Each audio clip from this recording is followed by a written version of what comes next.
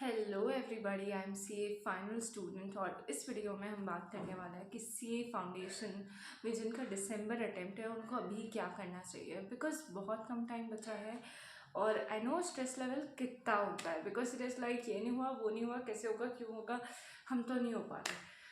सो CA student वो होता है जो इस स्ट्रेस को मैनेज कर ले और साथ में पास भी हो। ठीक है, तो अभी इस इस होल यूट्यूब में ये वीडियो बहुत इम्पॉर्टेंट है for all the C foundation students, so make sure you watch it till the end. Let's start with the accountancy. Practical subject सबको पसंद है, पर हम कहाँ अटकते हैं। हम previous year question MTP RTP लिख के नहीं करके जाते हैं।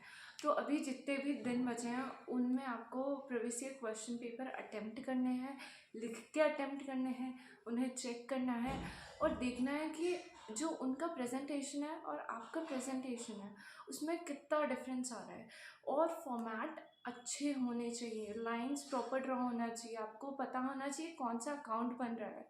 और question number make sure you right it 2 times for like all the subjects. ठीक है, फिर अकाउंटेंसी में और क्या इंपॉर्टेंट है, थियोरी।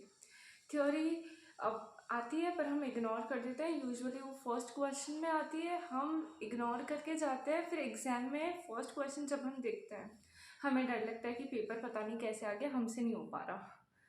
तो make sure you do theory, क्योंकि थ्योरी में क्या है, हर एक चैप्टर के पीछे 2 क्वेश्चन होंगे, 2-3 क्वेश्चन होंगे थ्योरी के।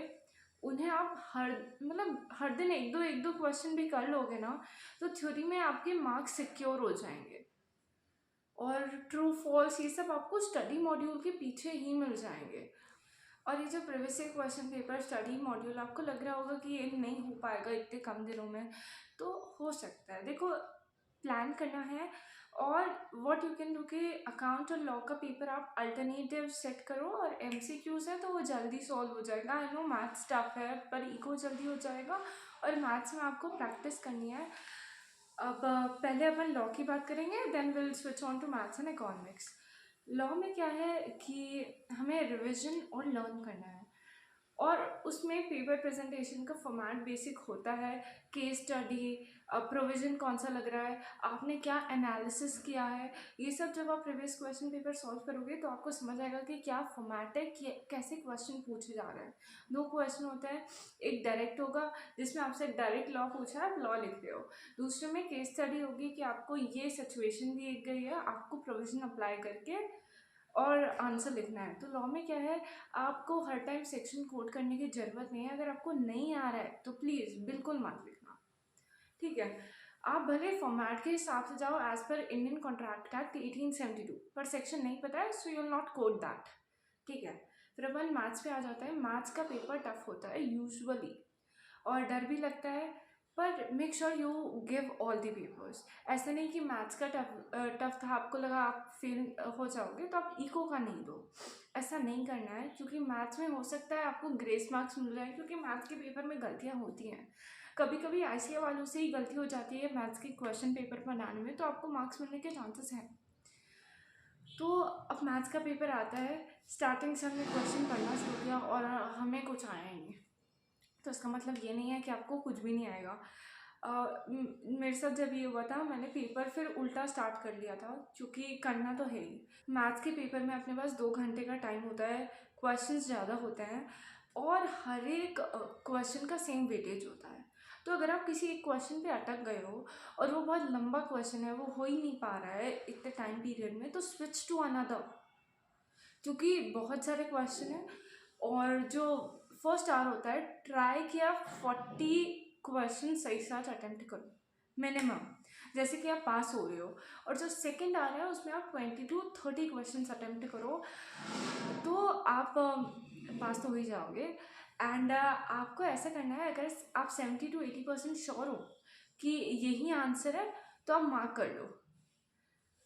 इतना ज़्यादा भी डाउट नहीं करना है, क्योंकि आपको पेपर के बाद या पहले कभी भी आपको सही आंसर पता नहीं चलेगा, क्योंकि मैथ्स का पेपर तो आता भी नहीं है, हमें नहीं मिलता है। बाद में डाउटफुल रहते हैं बहुत सारे आंसर्स, पर ठीक है, अपन को उस टाइम जो रेलेवेंट सही लग रहा है 70 to 80% वो कर दो विदाउट एनी वरीज।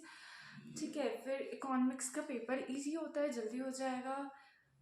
आप आपको इकोनॉमिक्स में ना स्टडी मॉड्यूल के पीछे के सारे क्वेश्चंस करने हैं, और जो लास्ट में एक उनका मॉड्यूल क्वेश्चन पेपर होता है, make sure you do it. और जो भी आरटीपी एमटीपी इको के आ रहे हैं वो करके जाओ।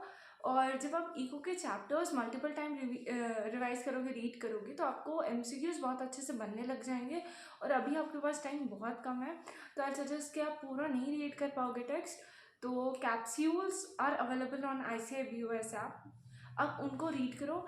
वो लाइक 30 to 40 पेजेस हैं, जिनमें सिर्फ कीवर्ड्स हैं लॉ के, और मैथ्स के इंपॉर्टेंट फॉर्मूलाज हैं, और अकाउंट्स का होल कवरेज है। और मैं आपको इतना सब मेरे बेनिफिट के लिए नहीं बता रही हूँ, क्योंकि मैं तो फाउंडेशन पास हो चुकी हूँ। तो और जब भी आप पेपर स्टार्ट करें, मेक श्योर कि आप अपने माइंड में एक सीक्वेंस बना लो कि कौन सा क्वेश्चन आप पहले अटेम्प्ट करोगे, कौन सा क्वेश्चन बाद में करोगे। और 5 क्वेश्चन होते हैं, 5 हर एक क्वेश्चन 20 मार्क का होता है। अब क्या करना है हमें ऐसा करना है कि पहले जो भी क्वेश्चन अटेम्प्ट होगा वो इजी होना चाहिए। आपको हर एक पेपर में ऐसे अटेम्प्ट करना है कि फर्स्ट का जो 1 आ रहा है उसमें आपको 40 मार्क्स का अटेम्प्ट करना है, मतलब 2 क्वेश्चन अटेम्प्ट करना है। और सेकेंड आवर में सेम 2 क्वेश्चन करना है, और थर्ड आवर में 1 क्वेश्चन। ये बहुत ही अच्छी चीज़ है, बिकॉज आपको जो लास्ट में जो टाइम मिलता है ना, वो आपको पेपर कवर करने में हेल्प करेगा, क्योंकि बहुत सारे पेपर्स लेंदी होते हैं, और स्पेशली ये अकाउंट्स और लॉ वाले ख़त्म ही नहीं हो पाता है। But still we have to go with this, तो आपका टाइम भी बच जाएगा और आप ढंग से अटेम्प्ट कर पाओगे, और किसी क्वेश्चन पे इतना भी फोकस नहीं करना होता है। जैसे लॉ का क्वेश्चन आपको एक बहुत ही अच्छा आता है, तो आप पता नहीं उस पर 25 मार्क का लिख के आ रहे हो, जबकि मिलना तो उसको 20 ही है। So consider that.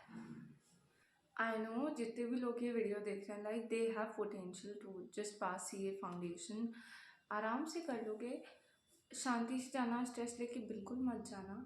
और एग्ज़ाम के बाद पेपर कोई डिस्कस नहीं करेगा, पास हो जाओगे, पर जस्ट बी पॉजिटिव। और इतना भी नहीं कि आप पढ़ना छोड़ दो कि अपन तो पॉजिटिव रहेंगे, I will pass CA foundation in this attempt, but I will not study. इस भी ख्वाहिश में मत रहना।